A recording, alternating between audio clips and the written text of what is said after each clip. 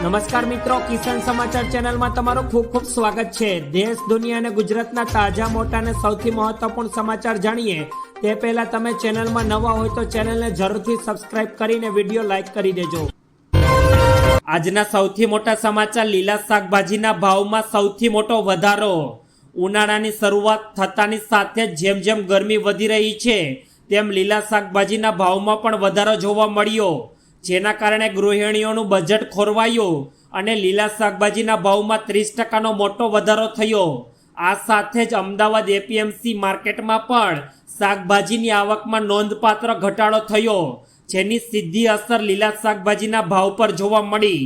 રીંગણ, ફુલાવર, વાલોર, મરચા, કારેલા અને કોથમરીના 50 થી 60 રૂપિયા કિલો બજારમાં મળી રહી છે। ત્યારબાદના બીજા મોટા સમાચાર, પરેશ ધાનાણીએ પટેલ સમાજ અને બાપુને કહ્યા હરખ પદુડા। રાજકોટ લોકસભા કોંગ્રેસના ઉમેદવાર પરેશ ધાનાણી ગોવાળિયા બનીને જાહેર સભાના મંચ પર પહોંચ્યા હતા। ત્યાં સ્ટેજ પરથી તેમણે અલગ અલગ નિવેદનો કર્યા। ધાનાણીએ કહ્યું કે પટેલ સમાજ અને બાપુ એટલે કે ક્ષત્રિય સમાજ હરખ પદુડા છે।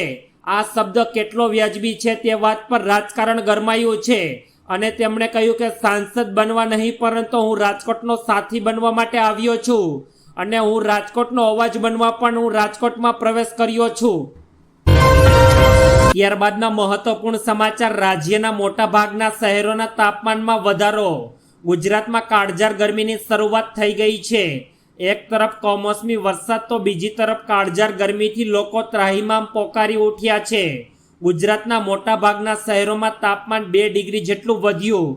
શહેરીજનોએ પણ બપોરના સમયે કામ વિના બહાર નીકળવાનું ટાળવું જોઈએ। ભાવનગરના મહુવામાં સૌથી વધુ તાપમાન 41.4 ડિગ્રી નોંધાયું। જ્યારે ગુજરાતમાં કાળઝાળ ગરમીની શરૂઆત થઈ ગઈ છે અને લોકો ગરમીથી ત્રાહિમામ પણ પોકારી ઉઠ્યા છે। ગુજરાતમાં છેલ્લા 24 કલાકમાં સૌથી વધુ તાપમાન અમરેલી જિલ્લામાં પણ નોંધાયું છે। ત્યારબાદના મોટા સમાચાર, રાહુલ ગાંધી આજે ગુજરાત પાટણના પ્રવાસ પર। ગુજરાત કોંગ્રેસના સ્ટાર પ્રચારક રાહુલ ગાંધી આજે ગુજરાતના પ્રવાસે છે। તેઓ બપોરે 12 વાગે પાટણના પ્રગતિ મેદાનમાં સભા ગજવશે અને પાટણ લોકસભાના કોંગ્રેસ ઉમેદવાર ચંદનજી ઠાકોર માટે ચૂંટણી પ્રચાર કરશે।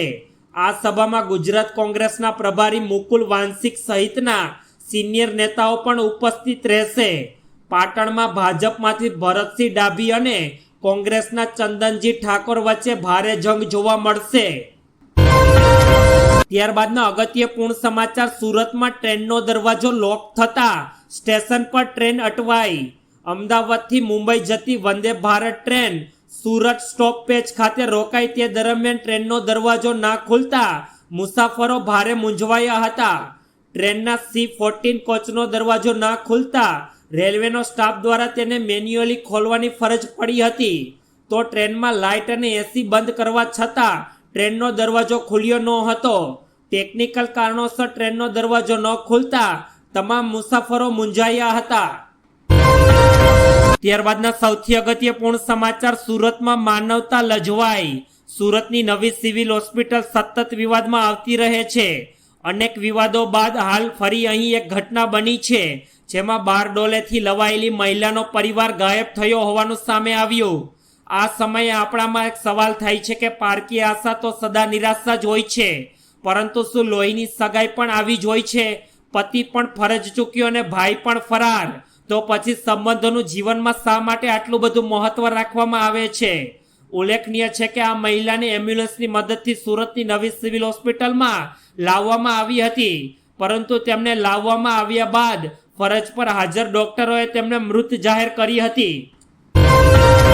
ત્યારબાદના ખૂબ જ અગત્યપૂર્ણ સમાચાર, રૂપાલા બાદ રાહુલ ગાંધી સામે ક્ષત્રિય સમાજ રોષે ભરાયો। રાજકોટ લોકસભા બેઠકના ભાજપ ઉમેદવાર પરસોત્તમ રૂપાલાના નિવેદન બાદ ક્ષત્રિય સમાજનો આક્રોશ શાંત થયો નથી। ત્યાં હવે કોંગ્રેસ નેતા રાહુલ ગાંધીના નિવેદન બાદ ક્ષત્રિય સમાજ લાલ લઘુમ થઈ ગયો છે। ગુજરાતમાં લોકસભાની ચૂંટણીના મતદાન અગાઉ રાજવાડા પર રાજકારણ શરૂ થઈ ચૂક્યું હોય તેવું લાગી રહ્યું છે। રાહુલ ગાંધીના રાજા મહારાજાઓ પર વિવાદિત નિવેદન મામલે ભાજપ નેતાએ તેમને આડે હાથે લઈ રહ્યા છે અને કોંગ્રેસ પર આકરા પ્રહારો કરી રહ્યા છે। આ વચ્ચે રાહુલ ગાંધીના રાજા રજવાડાઓ અંગેના વિવાદિત નિવેદન પર બારડોલી ક્ષત્રિય સમાજ રોષે ભરાયો છે. ત્યારબાદના અગત્યપૂર્ણ સમાચાર, રાહુલ ગાંધીની જાહેર સભાનો ક્ષત્રિય સમાજે કર્યો વિરોધ.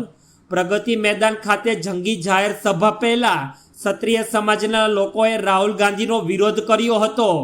ક્ષત્રિય સમાજના યુવાનો રોડની વચ્ચોવચ્ચ કાળા ઝંડા લઈને ઉતરી જતા પોલીસે તમામ યુવકોની અટકાયત કરીને પોલીસ સ્ટેશન લઈ જવામાં આવ્યા હતા.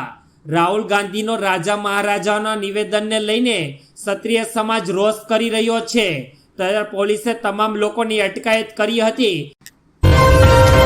ત્યારબાદના બીજા મોટા સમાચાર, પાટણના પ્રગતિ મેદાનમાં રાહુલ ગાંધીની જાહેર સભા. પાટણ લોકસભા બેઠક પર કોંગ્રેસના ઉમેદવાર ચંદનજી ઠાકોરના પ્રચાર માટે કોંગ્રેસના રાષ્ટ્રીય નેતા રાહુલ ગાંધી પાટણના પ્રગતિ મેદાન ખાતે ગઈકાલે જંગી સભાનું સંબોધન કર્યું હતું. કોંગ્રેસના ઉમેદવાર ચંદનજી ઠાકોરને વધુમાં વધુ મત આપીને વિજય બનાવવા મતદારોને અપીલ કરવા રાહુલ ગાંધીએ આ સભાને સંબોધી હતી. તલવાર અને પાઘડીથી રાહુલ ગાંધીનું ભવ્ય સ્વાગત કરાયું હતું. આ સભામાં પાટણ, સાબરકાંઠા અને મહેસાણામાંથી લોકો ઉમટ્યા હતા. ત્યારબાદના અગત્યપૂર્ણ સમાચાર, પરેશ ધાનાણીને ક્ષત્રિય આગેવાન ગીતાબાનો સણસણતો જવાબ. કોંગ્રેસના નેતા પરેશ ધાનાણી દ્વારા કરવામાં આવેલ વિવાદાસ્પદ નિવેદનને લઈને ક્ષત્રિય સમાજના આગેવાન નેતા ગીતાબાએ નિવેદન આપ્યું છે. તેમણે રાજપૂત સમાજને લઈને રાજકારણ રમવાનું બંધ કરવા માટે રાજકીય નેતાઓને સલાહ આપી છે. ગીતાબાએ રાજપૂત પર રાજનીતિ બંધ કરવાની સલાહ આપતા કહ્યું કે રાજનેતાઓ દ્વારા ભાન ભૂલીને કરવામાં આવતા બેફામ વાણીવિલાસ બંધ કરવામાં આવે. ગીતાબાએ ચીમકી ઉચ્ચારતા જણાવ્યું કે તલવાર મ્યાનમાં છે, પરંતુ અમે હોટ શસ્ત્રનો ઉપયોગ કરીશું. ત્યારબાદના અગત્યપૂર્ણ સમાચાર, વડોદરામાં સરકારી કર્મચારીઓએ કર્યું મતદાન. લોકસભાની ચૂંટણી 2024ને લઈને 2 તબક્કાનું મતદાન પૂર્ણ થઈ ગયું છે અને હવે આગામી 7 મેના રોજ ગુજરાતની 25 બેઠકો સહિત 12 રાજ્યોની 94 બેઠક પરથી મતદાન થવાનું છે, જેને લઈને તમામ તૈયારીઓ પૂર્ણ થઈ ગઈ છે. ત્યારે હાલ ચૂંટણી પ્રક્રિયા દરમિયાન ફરજ પર હાજર રહેનાર સરકારી કર્મચારીની મતદાન પ્રક્રિયા ચાલી રહી છે, જેમાં વડોદરાના સરકારી કર્મચારીઓએ મતદાન કર્યું. 3700 સરકારી કર્મચારીએ મતદાન પ્રક્રિયામાં ભાગ લીધો હતો. ત્યારબાદ ભારતીય શેર બજારમાં તેજી. સેન્સેક્સ અને નિફ્ટી ગ્રીન ઝોનમાં ખુલ્યા. ભારતીય શેર બજારની ગતિ આજે ઝડપી છે. માર્કેટ ઓપનિંગમાં સારો ઉછાળો પણ જોવા મળ્યો. બેન્કિંગના શેરોના ટેકાથી બજાર ઉપર જઈ રહ્યું છે અને આજના માર્કેટ ઓપનિંગ 1500 શેર ઉછાળા સાથે ટ્રેડ કરી રહ્યા છે. ઇન્ડિગોનો શેર પણ વર્ષની ટોચ સપાટીએ પહોંચી ગયો છે, જ્યારે બીએસસીનો સેન્સેક્સ 252 પોઈન્ટના વધારા સાથે 73,982ના સ્તર પર ખુલ્યો.